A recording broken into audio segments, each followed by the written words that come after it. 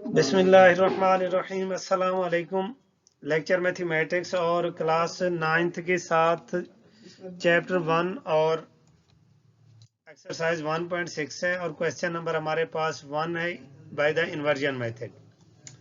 कल हमने पढ़ा था क्रैमर रूल और आज हमारे पास है इन्वर्जन मेथड। इन्वर्जन मेथड और क्रैमर रूल में फ़र्क क्या है वो देखते हैं और इन्वर्जन मेथड सॉल्व कैसे होता है वो देखते हैं।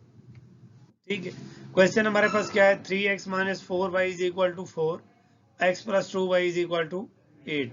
इन्वर्जन मेथड हो या क्रैमर रूल हो, हम लगाते हैं कौन सी इक्वेशन पे हैं, जो इक्वेशन हमारे पास लीनियर इक्वेशन हो। और लीनियर इक्वेशन क्या होती है ये कल भी मैंने आपको बताया था, जिसकी डिग्री 1 हो। हमारे पास किसी भी वेरिएबल की डिग्री अगर हमारे पास 1 है तो वो हमारे पास क्या है, लीनियर इक्वेशन होगी। अच्छा जी, उसके बाद इसको सॉल्व करने का मेथड, ये पहले तो इसको मैट्रिसेस की फॉर्म में, मैट्रिक्स की फॉर्म में लिखेंगे। सेम यहाँ तक जो प्रोसेस है वो क्रैमर रूल और इन्वर्जन मेथड का सेम है। दोनों में हम पहले तो क्या करते हैं, मैट्रिक्स की फॉर्म बनाते हैं। 3 लिखा, -4 लिखा, और यहाँ पे x का कोफिशिएंट क्या है, 1 है, तो यहाँ पे 1 लिख दिया, और यहाँ पे 2 है तो यहाँ पे 2 लिख दिया, और x y को कॉलम में, और यहाँ पे ये क्या है मेरे पास 4 है और ये 8 है, 8 लिख दिया। और कल एक मैंने इक्वेशन लिखी थी यहाँ तक, a x is equal to b, ये भी बताया था कि ये इन्वर्जन मेथड में यूज होती है, ये क्रैमर रूल में इसका कोई किरदार नहीं है। और ये जो मैट्रिक्स है ये हमारे पास ए है और ये एक्स है और ये बी है। तो हमने वैल्यू किसकी फाइंड करनी है भाई, इन इन्वर्जन मेथड में एक्स की वैल्यू, एक्स वाई की वैल्यू फाइंड करनी है। तो एक्स हमारे पास क्या है, एक्स हमारे पास है कैपिटल एक्स, एक्स वाई हमारे पास कौन सी चीज है, कैपिटल एक्स। और ये ए हमारा इस साइड पे जाएगा तो ये किस में चला जाएगा, डिवीजन में चला जाएगा। ठीक है, डिवीजन में जाएगा, जब ये डिवीजन में जाता है, ऊपर जाता है, तो ए का क्या बन जाता है, इनवर्स बन जाता है। तो ए का इनवर्स, अब मुझे एक्स वाई फाइंड करने के लिए मुझे ये चीजें, ए इनवर्स और बी मेरे पास होना लाजमी है। बी की वैल्यू तो ये मेरे पास 4 8 है, लेकिन ए इनवर्स की वैल्यू मेरे पास नहीं है। ए इनवर्स की वैल्यू मैंने फाइंड करनी है। ए इनवर्स की वैल्यू कैसे फाइंड करते हैं उसको देखते हैं। ए इनवर्स का जो फार्मूला है वो क्या है, A inverse is equal to adjoint A over A determinant. A inverse का बच्चों फार्मूला क्या है, A inverse is equal to हमारे पास है A adjoint over A determinant की इक्वल है। और यहाँ पे आप देखें कि पहले तो हम फाइंड करते हैं डिटर्मिनेंट। अगर तो हमारे पास डिटर्मिनेंट 0 के इक्वल आ जाता है तो इसका मतलब सॉल्यूशन वहां पे ही एंड हो जाता है, वो सॉल्यूशन सेट मैट्रिक्स एग्जिस्ट ही नहीं करती। तो इससे आगे हम सॉल्व भी नहीं कर सकते अगर हमारे पास डिटर्मिनेंट किसी भी मैट्रिक्स का 0 आ जाता है। ये कल भी आपको डिटेल से बताया था। अच्छा जी, उसके बाद ये डिटर्मिनेंट हम क्या, डायगोनल को डायगोनल से और नॉन डायगोनल को नॉन डायगोनल से, डायगोनल को जब डायगोनल से मल्टीप्लाई किया तो 6 आ गया, और नॉन डायगोनल को जब नॉन डायगोनल से आपस में मल्टीप्लाई करता हूं तो दरमियान में, मैंने आपको बार बार कह रहा हूं कि डिटर्मिनेंट जब से हमारा शुरू हुआ है तो नॉन डायगोनल को जब भी हम आपस में मल्टीप्लाई करते हैं तो दरमियान में एक माइनस फार्मूले की आती है। तो वो उस माइनस को जब इस -4 से मल्टीप्लाई करूंगा तो माइनस माइनस क्या हो जाएगा, प्लस हो जाएगा, और ये प्लस का 4 आ जाएगा, 6 + 4 10 के इक्वल, और नॉट इज इक्वल टू 0। इसका मतलब इसका सॉल्यूशन एग्जिस्ट करता है। इससे आगे हमने फाइंड क्या करना है, एडजॉइंट फाइंड करना है।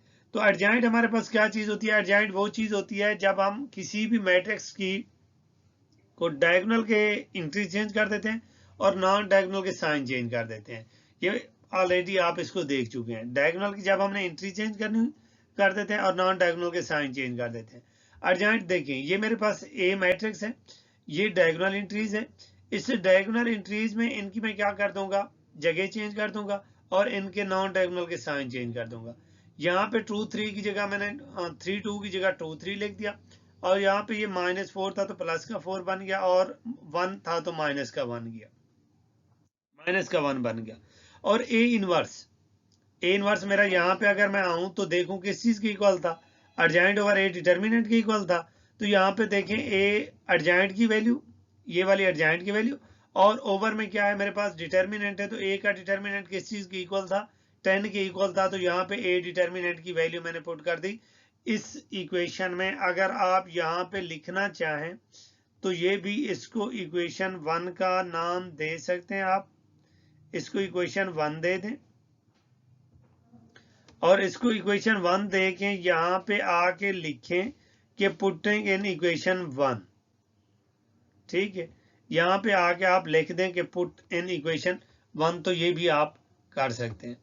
अच्छा जी, उसके बाद मेरे पास ए इनवर्स की वैल्यू आ गई है और मुझे जरूरत किस चीज की थी, मुझे a x is equal to a inverse B.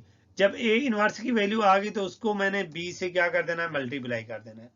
ये मेरे पास फार्मूला था ऊपर लिखा हुआ।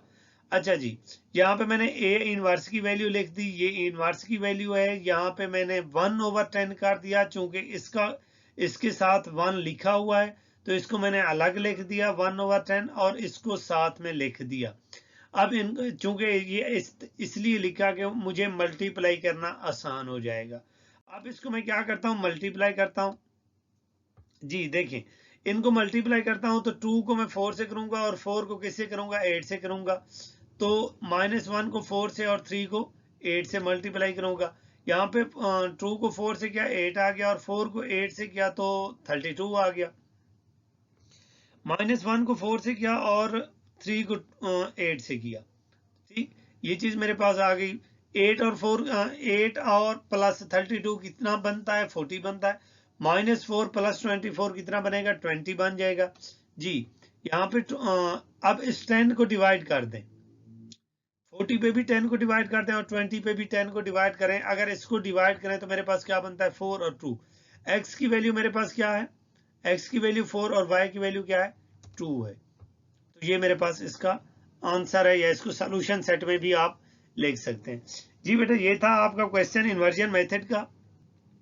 फिर से मैं बता रहा हूं, अगर किसी भी मैट्रिक्स को, मेथड सब में यही सेम, जो क्रैमर रूल का था उसमें सेम और जो इन्वर्जन मेथड का है उसमें भी सेम।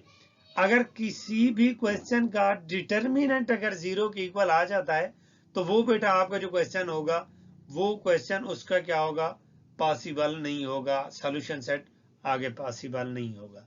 बेटा अपना ख्याल रखना, काम करते रहना, ये लेक्चर गौर से देखना।